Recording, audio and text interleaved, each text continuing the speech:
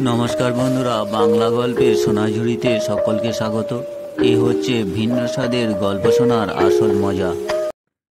নমস্কার বন্ধুরা, মজা হাসি ঠাট্টার গল্পের আসরে আজ আমরা তারাপদ রায়ের একটি ভারী সুন্দর গল্প শুনব। গল্পের নাম রেলবাজার স্টেশন। ঘটনাটা ঘটেছিল মফস্বলের রেল লাইনের একেবারে শেষ স্টেশনে। শেষ স্টেশন মানে এরপরে আর রেল লাইন নেই। এই পর্যন্ত রেলগাড়ি এসে তার যাত্রা শেষ হয়ে যায়, তারপর আবার ফিরে যায় বড় শহরে। রেল পরিভাষায় যাকে বলা হয় আপ ট্রেন। এই লাইনে সেই আপ ট্রেনের এটাই শেষ স্টেশন, আর স্টেশনের নাম রেলবাজার। কিন্তু স্টেশনের কাছে একটা বাজার আছে, তাই হয়তো এর নাম রেলবাজার স্টেশন। একদিন রমনাথ বাবু নামে এক ভদ্রলোক ভর দুপুরে রেলবাজার স্টেশনের একটি ট্রেনের কামরায় বসে আছেন। ডাউন ট্রেনের গোড়ায় এবং আপ ট্রেনের শেষে এই স্টেশনে থাকেন রমনাথ বাবু।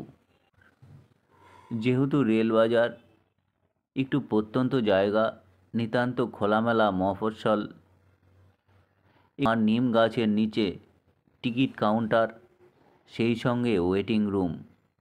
গত 11 বছর ধরে তালাবন্ধ। স্টেশন মাস্টারের ঘর এবং অন্যান্য যা কিছু।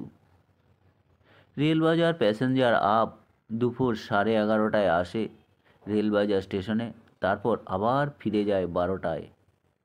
এই দুপুর 12টাতে ফেরত ট্রেনের তেমন যাত্রী হয়ই না বললে চলে। অবশ্য এই স্টেশনে ট্রেন ঢিলেঢালাভাবে যায়। তবে আজ রমনাথবাবু এই ট্রেনে উঠেছেন, কিন্তু গোলমাল শুরু হলো ট্রেন ছাড়ার 15 মিনিট আগে, ওই 11:45টায়।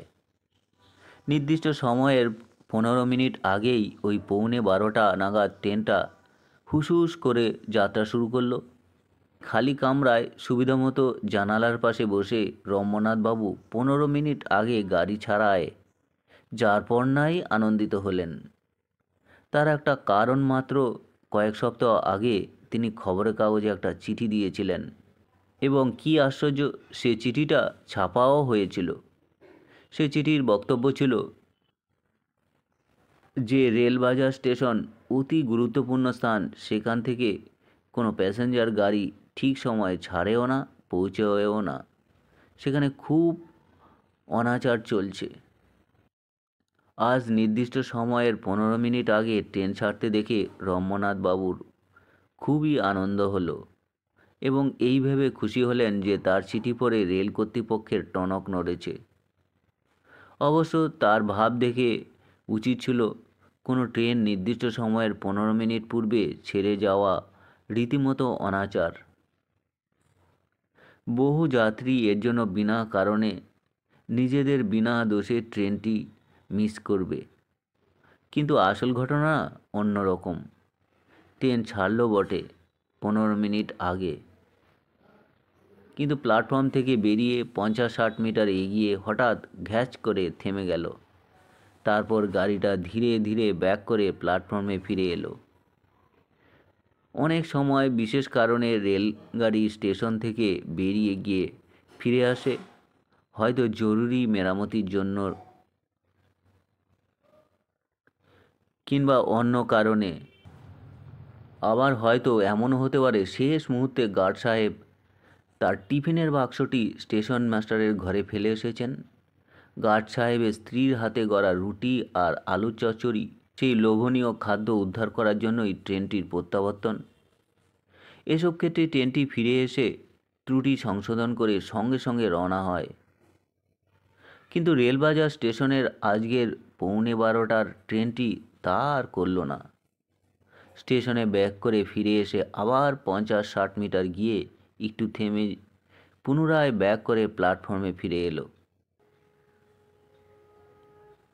এবং একবার দুবার নয়, এরকম পরপর 7-8 বার ঘটল। ট্রেনটি স্টেশন ছেড়ে সামান্য এগিয়ে গিয়ে তারপর থেমে তারপর ব্যাক করে স্টেশনে এসে ক্রমাগত এগোনো আর পিছনে চলতে লাগলো। রমনাথবাবু লক্ষ্য করলেন ট্রেনটির গার্ড সাহেব, টিকিট চেকার সাহেব, এমনকি রেলবাজার স্টেশনের স্টেশন মাস্টার পর্যন্ত গম্ভীর হয়ে প্ল্যাটফর্মে দাঁড়িয়ে ট্রেনটির এগোনো ও পিছন পর্যবেক্ষণ করছেন এবং মাঝে মাঝে গাড়িটির এই রকম আচরণে হর্ষধ্বনি করছেন। অবশেষে ধৈর্য, ওই যাকে বলে, আর সহ্য করার ক্ষমতা নষ্ট হয়ে গেল রমনাথবাবুর। সপ্তমবারের পর অষ্টমবার যখন ট্রেনটি ব্যাক করে আবার স্টেশনে প্রত্যাবর্তন করল, রমনাথবাবু চিৎকার করে কর্কশ গলায় প্রশ্ন করলেন, স্টেশনের দণ্ডায়মান স্টেশন মাস্টারবাবু এবং অন্যান্য রেল কর্মচারীদের একই রকম রেলগাড়ির মহাশয়, এটা কি ইয়ার্কি হচ্ছে আধ ঘন্টা ধরে?